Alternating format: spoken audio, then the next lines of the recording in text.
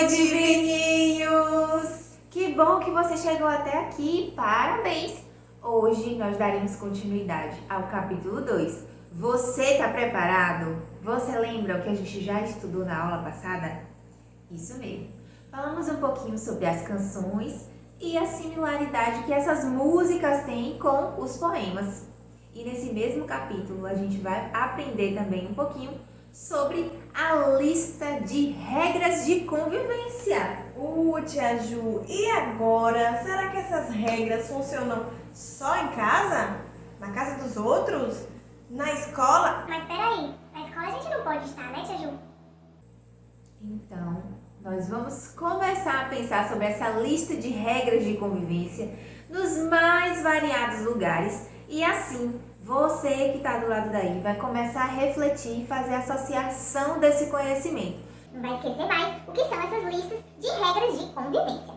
Claro, né, Tia Radassa, que a gente sabe que nesse modo remoto que a gente está estudando durante esse período pandêmico, os nossos queridinhos alunos do segundo ano já conseguiram assimilar as nossas regras de convivência na aula online. Sim, com certeza. Estão tirando de letra, né, Tia Ju? O segundo ano está de parabéns. Sabe por quê? Porque diante daquela nossa lista de regrinhas para assistir a aula, todos vocês estão conseguindo acompanhar e respeitar essas regras. Vamos relembrar algumas? Primeira de todas, acessar o link no horário, não é isso, Tia Nada? Isso. Acessar o link no horário, estar em um ambiente organizado, preparado e confortável para que você consiga se concentrar na aula, não é isso? Olha, então já 2 itens na nossa regra de convivência na aula online. Depois vem os materiais em mãos, o fardamento, que claro não é obrigatório, mas a gente sabe que quando a gente coloca essa fardinha linda, a gente já ajuda o nosso cérebro a perceber que é a hora da aula. Então a gente já se concentra mais, né, tia? Isso. E quando o professor entra na aula, todo mundo com o microfone fechadinho. E quem quer falar, levanta a mão eletrônica. Com certeza, eles foram lembrando junto com a gente. Você não acha, tia? Sim, Tia Ju. E olha se eles não lembraram mais rápido do que a gente falou. Isso mesmo. Quando acontece alguma emergência com você, o que acontece? Pede para levantar a mão ou mesmo vai lá no bate-papo e escreve para tia. Tia, eu preciso ir ao banheiro. Tia, eu volto já. Eu vou buscar o meu material e volto agora. Tia, eu também quero responder. Você não viu eu levantar a mão? Então, essas regrinhas de convivência já estão muito bem assimiladas pela turminha do segundo ano. Com certeza. E ele já sabe que as regrinhas não foram criadas à toa, né, Tia Ju? Elas vão ajudar a tornar o ambiente em que a gente está mais agradável. Seja no momento da aula, seja no dia a dia com a nossa família, com os nossos familiares e parentes. Seja na casa de um amigo, quando a gente vai visitar. Em uma festa também tem regras de convivência que às vezes a gente não deixa por escrito, mas a gente sabe que existe e a gente respeita, né, Tia Ju? Com certeza. E por falar em festa, ai que saudade de uma festinha de aniversário. Vocês não estão com saudade não? De um brigadeiro, de um bolo. E algumas pessoinhas aqui do segundo ano já fizeram aniversário desse ano. Na nossa aula online eu vou querer saber quem é que vai fazer aniversário esse mês, tá bom? Sabe por quê, gente? Se a gente for parar pra pensar, como a tia Radassa falou, em todos os ambientes nós precisamos seguir algumas regras essas de convivência, né? E de educação para que tudo ocorra bem.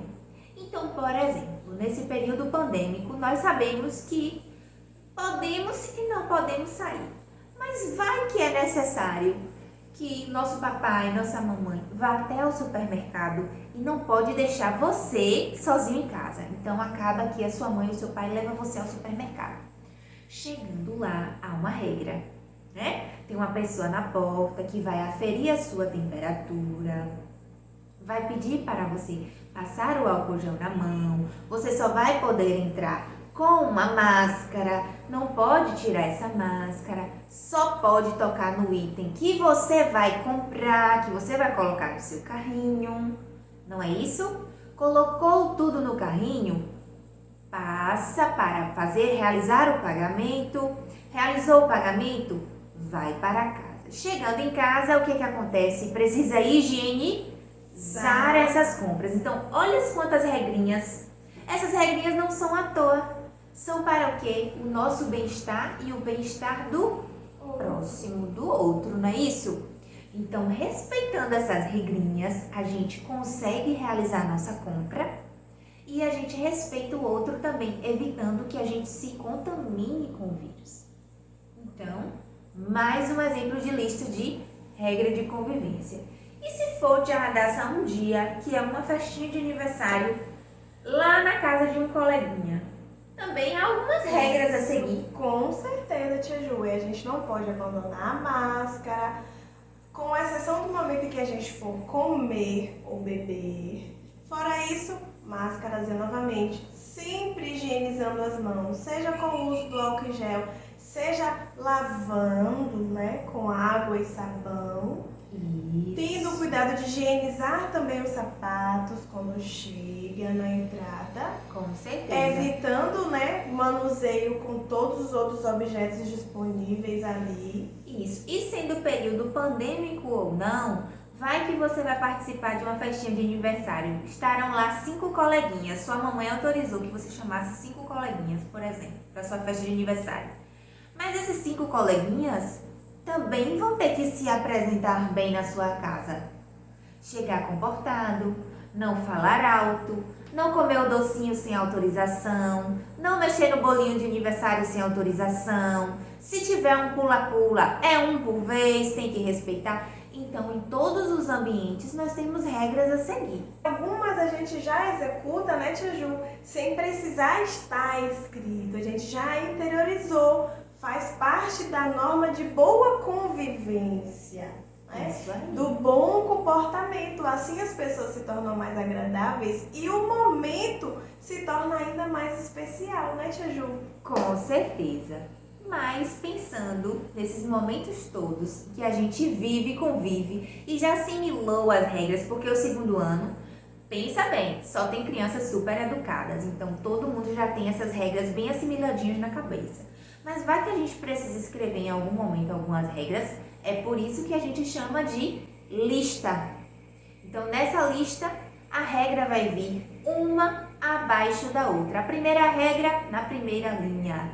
Na próxima linha vem a segunda regra. Ela pode vir enumerada ou não, pode vir em tópicos com pontinhos na frente, com asteriscos na frente. Tia Ju, só que tem uma coisa, se for uma regra assim, bem grande, que não caiba na mesma linha. Aí a gente vai aprender a como separar essa palavrinha, porque ela vai poder começar a ser escrita nessa linha, vai vir acompanhada de um tracinho e ela vai continuar na próxima linha. Não é isso mesmo, tia Radassa, que Pois você vai é. falar agora? Até as palavras entre elas mesmas mantêm o distanciamento. Viu aí, gente, que sempre acontece, a gente tem que se separar um pouco e tudo normal quando isso acontece, né, tia Ju? Com certeza. E por que será que a gente fala de separação silábica? Porque a palavra a gente não fala inteira, né, tia Ju? Todas as vezes que a gente vai articular uma palavra, a gente abre e fecha a boca, abre e fecha a boca. Por mais que a gente fale a palavra inteira, não fique pausando na hora de falar. A gente... Estamos regravando a aula pela terceira vez. Mas vamos lá, a gente vai conseguir. Porque quando a gente vai pronunciar uma palavra, nós articulamos, abrindo e fechando a boca. Então a gente separa essa parte em fragmentos, né? Em pedacinhos, que nós chamamos de sílabas.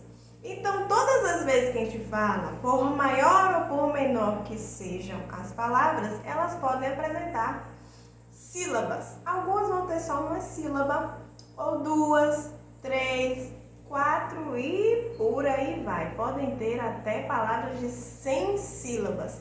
Só que todas as vezes que a gente articular, a gente vai fazer uma pronúncia um pouquinho pausada, mesmo que a gente não perceba.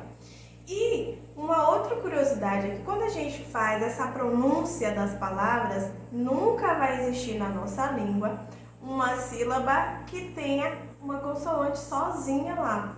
Vai sempre acontecer de ter uma vogal sozinha. E por que será, tia Ju? Por causa dos sons. Algumas letras possuem um som mais forte e outras possuem um som um pouquinho mais fraco. No caso das vogais e das consoantes, quando a gente pronuncia a consoante sozinha, ela tem um som um pouquinho mudo, é curto. Por exemplo, a letra C, né? Esse é o som dela. Mas quando a gente junta com o A, aí já vai formar K. Fica bem mais nítido, mais visível. Então, o som da vogal sozinho preenche aí. Então, ele pode ocupar uma sílaba. E como a gente estava falando sobre a regra, né, tia Ju? Pode acontecer da gente precisar separar a sílaba quando a gente estiver escrevendo o texto. Seja uma regra de convivência, seja uma mensagem que a gente precise mandar, uma resposta de uma atividade, que pode ser até de outra disciplina. Então, por exemplo, a palavra abacaxi, né, tia Ju? Tem um joguinho que vocês aprenderam a fazer. Vocês vão tentando, né, contabilizar essas sílabas. Então, a gente pronuncia pausadamente e vai enumerando com a ajuda dos nossos dedos. Então, abacaxi. E também, tia Ju, quando a gente fala dessas palavrinhas separadas por sílaba, a gente lembra que cada palavra tem um significado. E nós podemos fazer uma relação de comparação de uma palavra com uma outra. Porque todas as vezes que dizemos algo ou que escrevemos, seja algo mais sério, como responder uma atividade ou participar na hora da aula, mas quando a gente vai mandar uma mensagem em uma rede social, quando a gente vai mandar um áudio também, ou quando a gente está conversando com um amigo, uma conversa mais informal, a gente faz esse uso de palavras para poder qualificar as coisas de uma forma boa, de uma forma ruim, para poder comparar também. E aí nós vamos utilizar os antônimos e os sinônimos. E a gente já faz isso bem naturalmente o tempo todo. O que é que são os sinônimos? São aquelas palavrinhas que possuem um significado bem parecido. Ou seja, quando duas palavras diferentes dizem a mesma coisa ou têm o mesmo significado. Exemplo, a palavra lindo e a palavra bonito, a palavra legal e interessante, a palavra comprido e extenso, são palavras diferentes que querem dizer praticamente a mesma coisa. Já quando são palavras que dizem coisas diferentes, aí estamos falando de antônimo: magro, gordo, baixo, alto, bonito, feio, legal, chato. Só que, além de usarmos palavras diferentes, nós podemos também fazer uso de um recurso para criar um outro sentido para uma palavra que já existe. Peraí, tia Ju, que deu nó na cuca agora. O que é que acontece? Vamos supor que já tem uma palavra lá, que a gente conhece o significado. Exemplo, a palavra potente, né, que indica algo forte, que não tem medo, algo que não vai acabar tão fácil. Então a gente chama de potente. Só que tem o contrário dele, né? E aí a gente vai formar a palavra impotente. Então nós vamos usar um pedacinho de palavra que sozinho não tem sentido, junto com outra que já existe. E aí nós vamos ver ao longo da semana alguns prefixos que nós usamos bastante. O prefixo des, exemplo, temos a palavra leal, que é alguém confiável. Se eu coloco des no começo, eu formo a palavra desleal. E aí eu já dou um significado contrário. É o contrário de alguém que é leal, é alguém que não é confiável, alguém que não é uma boa pessoa. Beleza? Temos o i real e irreal. E aí a gente já lembra da regrinha da aula passada, que é, se tem o i antes e o e depois, o r vai estar entre vogais. E aí a gente precisa duplicar. Temos o in, com N e com M. E a gente vai se atentar para a regra. Sempre que vier um P, a gente vai usar o N. E o B também. Fora isso, outras consoantes nós vamos usar o N. E nós vamos sempre nos atentar para esse detalhezinho, tá? No decorrer da semana nós vamos descobrir, né, como a gente criar outros e outros antônimos aí por meio dos prefixos. E né, tia como Ju? esses prefixos vão alterar o significado daquela palavra. É muito legal. Vocês estão vendo como a língua portuguesa é perfeita, como a língua portuguesa é apaixonante. Então, a gente vai se ver na nossa aula. Combinado, segundo ano? Um beijão. Até lá.